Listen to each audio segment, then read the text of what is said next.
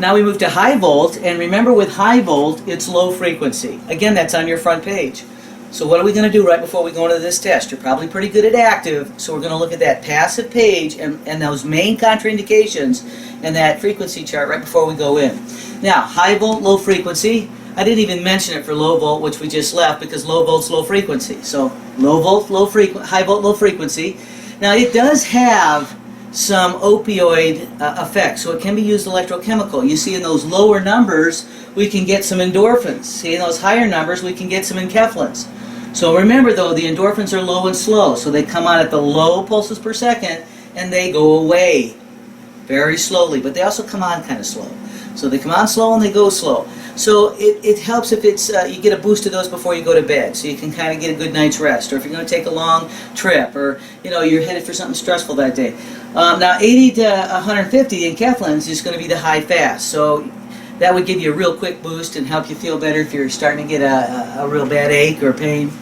Now when we look up here, it's twin pulse peak. Remember, twin pulse peak, and there's our H of high volt, our H with the twin pulse peak reminding us of that. And of course, another real common question is the fact that it is the exception that you can use it when people have lost sensation. So 3 really common questions right there. The fact that it can be used for muscle and for chemical release means it's going to be used electrokinetic and electrochemical. So it's a double doer. Now as you move down here, I put something in to kind of remind us. Now both of these are all about all EMSs, all of this, but in high voltage use so much, and you can refine it for all of these effects, it was kind of a good place to sort of review the whole thing. So here is decreasing the pulses per second for patient perception. We increase it for patient tolerance.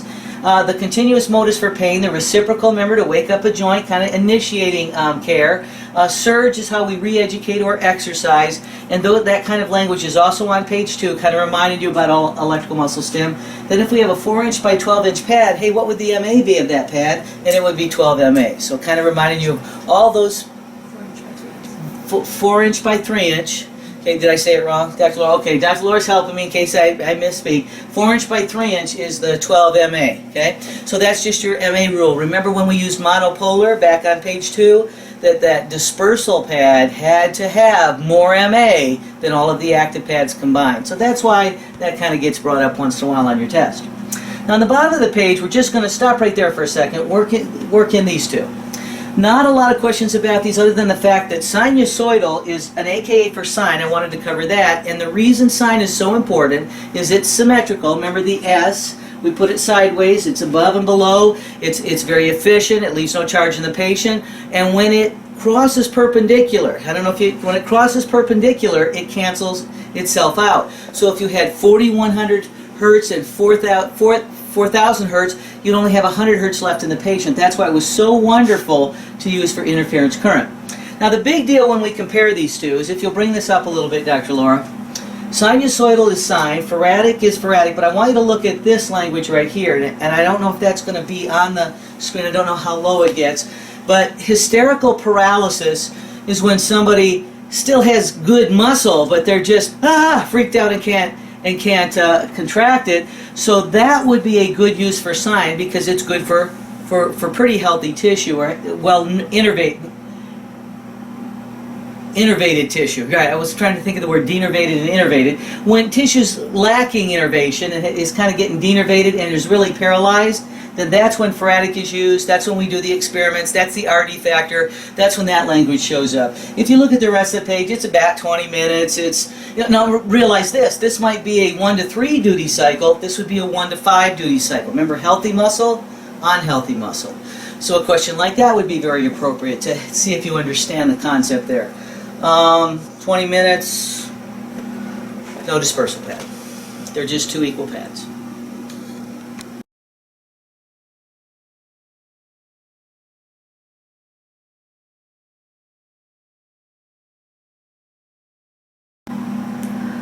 Alright gang, we've turned to page 12, and this says tens at the top, and I'm going to slide this, don't get sick on me, but there it is, there's mens at the bottom. And I want to do just a real quick comparison, just a couple of times, don't get sick on me, but you see how a tens unit has some contraction. But a mens unit, let's jump down here, a mens unit has no contraction. Okay, and a tens unit okay, is going to be for pain, and a MENS unit is going to be for healing. And one more time, low frequency for a TENS and ultra low for microcurrent, for MENS. So if you keep those in mind, they often do a TENS-MENS relationship. Now let's kind of talk our way through what's our TENS unit doing. All right, as we talk about a TENS unit, we see up here that it's milliamps. Remember that the MENS is micro.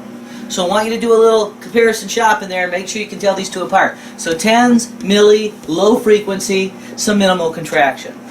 If they bring up these guys, Melzack and Walls, they kind of introduce the gate theory, which is somewhat true and somewhat false, so you know how most things are, confusing. But the whole idea is they kind of introduce the concept that pain and proprioception have different speeds to them and get to the brain at different times, and they thought they were both carried on the same track. But the whole point here is that proprioception is a little faster.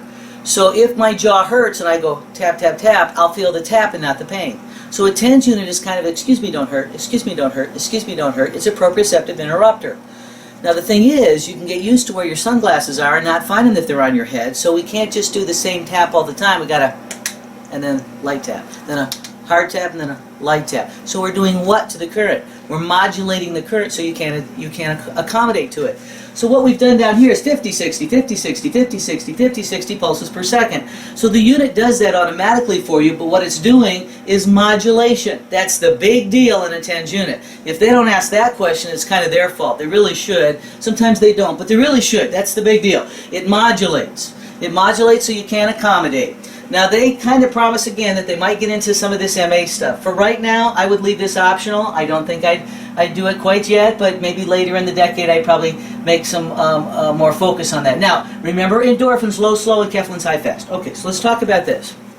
If I was telling you I was having trouble getting to sleep, and there's an A and a B setting, but what you know is the A setting is the low and the B setting is the high, so you would tell me to put it on what setting so I could get 20 minutes of a pretty good treatment and go off to sleep. And that would be the endorphins. You'd tell me to put it on the low setting, the A. Now, if the B was the high setting, and I'm telling you I'm having a little trouble getting up in the morning, or when I sit on the couch and watch a long movie, I just need, something to get me up, Doc, and you tell me to give myself a few minutes of B. So you see, endorphin and Keflin, we have to train the patient how to utilize both of those the most efficiently in their life. Now, you can put this unit over the pain over the pain area, but if you look at the only contraindication that we have, looks like just basically hemorrhage, infection, malignancy, the HIM rule, but notice I want you to kind of highlight maybe that allergy one. So when you're doing the report of finding and you've decided that a TENS unit is appropriate for the patient, you take one of those pads out, stick it on their skin, and then give them a report of finding. And then you look underneath to see if they've had some kind of allergic response. There's a few different glues that you can use, so you have a little variety of some pads in your office, and find out if one will work. If not, then you can't. Then they won't be a candidate for this therapy. Now, when you want to think about where you can put this, you can put it any place between the pain and the brain. It's just got to beat the nociception to the brain. So if I hurt on my shoulder, you can put it on my shoulder. You could maybe put it somewhere in between my shoulder and my brain, but you can't put it down here in my elbow. So it's got to be between the pain and the brain. But interestingly enough, if this shoulder's in a cast, you could put it on this shoulder. If I've had this arm or this hand cut off or this arm cut off and it just itches and hurts all the time and it's bothering me, you can put it on this side. So we call that contralateral therapy. And that's a humdinger for this one, okay? So contralateral therapy should be better than a coat hanger down a cast, wouldn't it? Some of you out there remember that one? Now this is optional, but it's just reminding you proprioception is faster than pain. Now let's go down here to our MENS unit. When we talk about MENS now, as it's kind of sliding up, we see it's micro, it's ultra low frequency. We know there's going to be no contraction, it's cellular healing. Now, I always try to learn less to know more, so let's take a look at what seems like a good thing to know. It increases protein synthesis, it increases the DNA synthesis, it opens up the calcium cascade in the wall and allows permeability and increases that calcium, increases adenotriphosphate and ATP production, increases fibroblastic activity, or decreases prostaglandins. What are you going to remember? Because I know what I'm going to pick on. It decreases prostaglandins because everything else pretty much turns on, increases, bursts it, opens it up, starts the whole thing firing. Now, one of the main contributions is that it reverses the electrical flow because a lot of damaged tissue has the flow reversed. So that can kind of start to open up the doors for, remember, we're changing positive to negative, negative to positive. So that's why all of these things are affected, because you're basically water with an electrical charge, right? Walking around. You're slushing around, you are. Now, as we look at kind of down here, there's no muscle contraction now, no matter how much you turn it up. It can be 1 hertz or 1 pulse per second. They rarely bring that up, but it is for healing. There's very few contraindications. About the only one more time, is the allergy one, so have a pad ready that you can try out. But remember, this one can only be over the involved site, because if this shoulder is the damaged shoulder and I want the DNA synthesis here, putting it on this shoulder is not going to create that process, or putting it closer to my brain. So it has to be over that involved site.